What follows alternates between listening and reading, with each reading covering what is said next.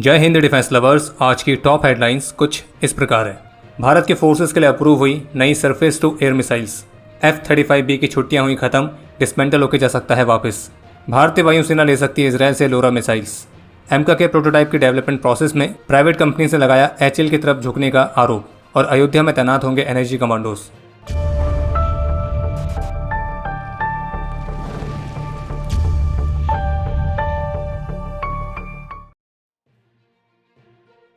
तो जैसे कि तय था, आज 3 जुलाई 2025 को भारतीय रक्षा मंत्री श्री राजनाथ सिंह की अध्यक्षता में डिफेंस एक्विजिशन काउंसिल यानी कि DAC की तरफ से इंडियन आर्म फोर्सेस के लिए 10 कैपिटल एक्विजिशन प्रपोजल्स के AO1 को मंजूरी दी गई है, जिनकी टोटल वैल्यू है लगभग 1.05 लाख करोड़ रुपीस और जिन्हें स्वदेशी सोर्सेस के माध्यम से ही खरीदा जाएगा। और आज DAC ने जिन 10 खरीद प्रस्तावों को मंजूरी दी है तो उनमें शामिल है armoured recovery vehicles, electronic warfare systems, integrated common inventory management system जो कि ट्राई सर्विसेज के लिए होगा, नई surface to air missiles, moored mines, mine counter measure vessels, super rapid gun mount और सबमर्सिबल ऑटोनोमस वेसल्स। और इन सारे सिस्टम्स की जो खरीद है वो बाय इंडियन IDDM कैटेगरी के तहत ही की जानी है, यानी कि इनके डिज़ाइन से लेकर इनके डेवलपमेंट और डेवलपमेंट से लेकर मैन्युफैक्चरिंग वो सभी स्वदेशी तौर पर की जाएगी।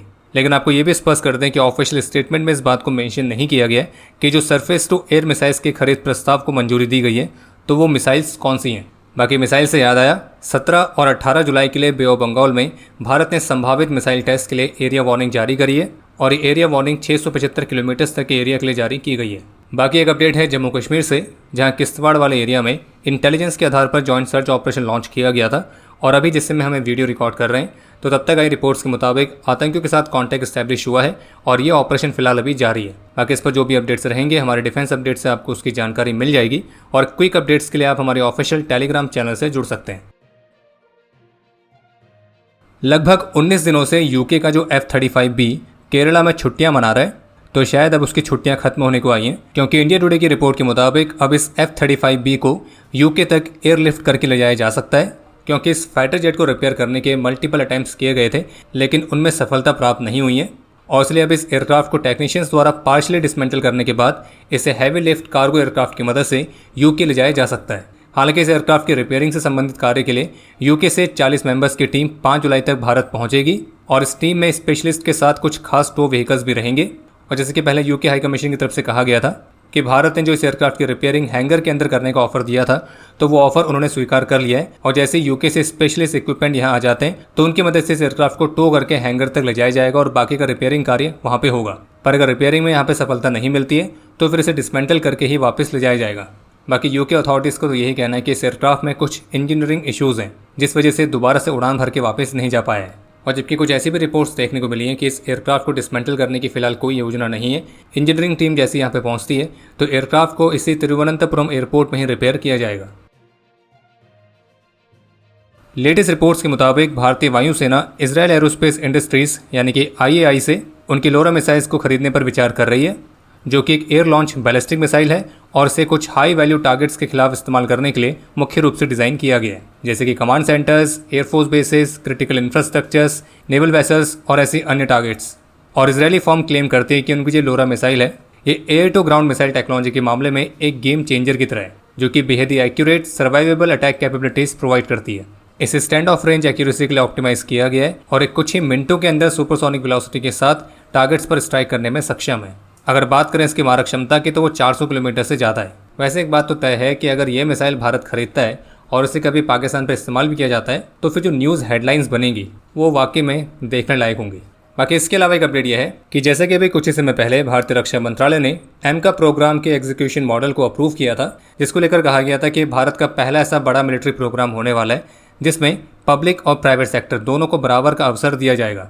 लेकिन अभी हाल ही में द प्रिंट की तरफ से एक रिपोर्ट जारी की गई है और इस रिपोर्ट के मुताबिक ADA द्वारा कंडक्ट किए जाने वाली प्री EOI मीटिंग से पहले जो प्राइवेट कंपनीज है उनका यह आरोप है कि पूरी प्रक्रिया HAL के पक्ष में ज़्यादा झुकी हुई है। 18 जून को ADA ने इस एमका प्रोग्राम के डेवलपमेंट की दिशा में एक महत्वपूर्ण कदम उठाते हुए इसके प्रोटोटाइप डेवलपमेंट के लिए एक्सप्रेशन ऑफ इंटरेस्ट को जारी किया था। और चूंकि इस बार इस एमका प्रोग्राम के लिए एक नए तरह के एग्जीक्यूशन मॉडल को अपनाया गया है जिसमें पब्लिक सेक्टर और प्राइवेट सेक्टर दोनों को बराबर का अवसर दिया जा रहा है। अगर ये मॉडल नहीं होता तो फिर जैसे पहले के एयरक्राफ्ट के लिए जो HAL थी वही नेचुरल प्रोडक्शन पार्टनर रहती थी, तो एमका के लिए भी इस बार HAL ही रहती।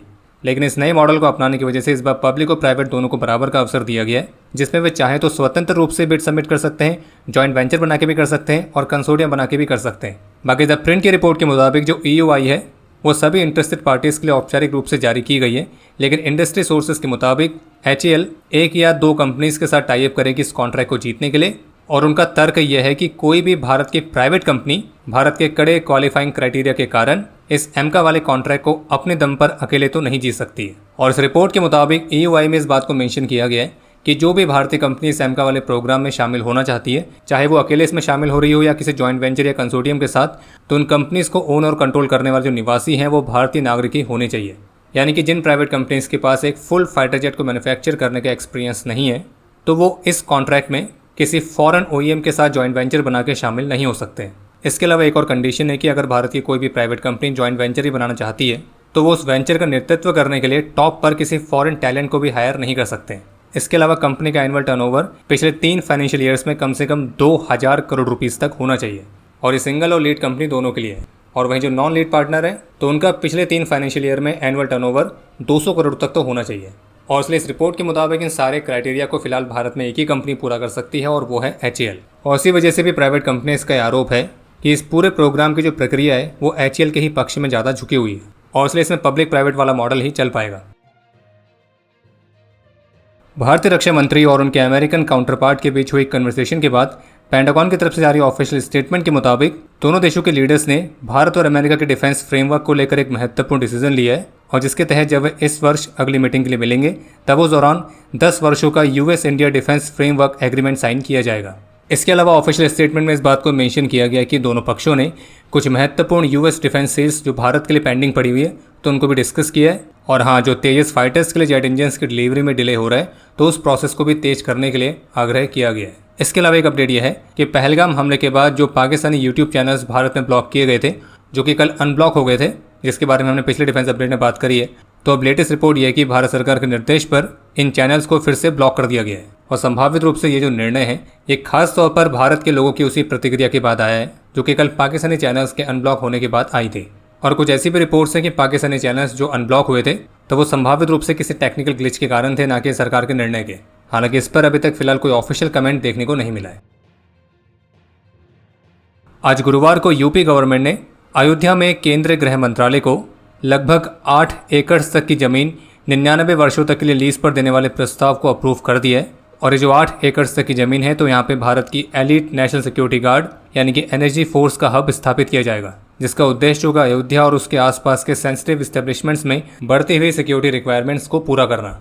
और जिस लोकेशन पर ये जमीन अलॉट की गई है, तो यहाँ पे किसी भी तरह के थ्रेट को काउंटर करने के लिए भारत के एलीट NSG कमांडोज के ऑपरेशंस और डिप्लॉयमेंट के लिए रणनीतिक रूप से बेहद ही ज़्यादा महत्वपूर्ण है। बाकी अब समय है आज के इतिहास का।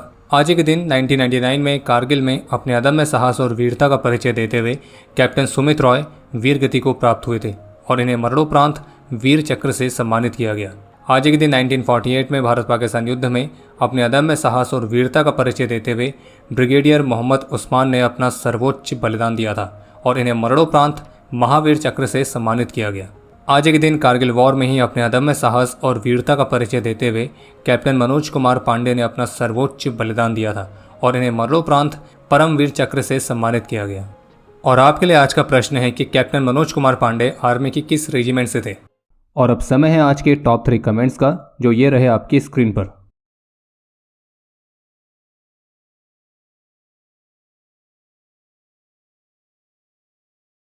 उम्मीद है आपको आज का एपिसोड पसंद आया होगा। पसंद आया तो वीडियो को लाइक करना ना भूलें। आपके कोई भी सुझाव या सवाल हो तो उसके लिए कमेंट सेक्शन ओपन है।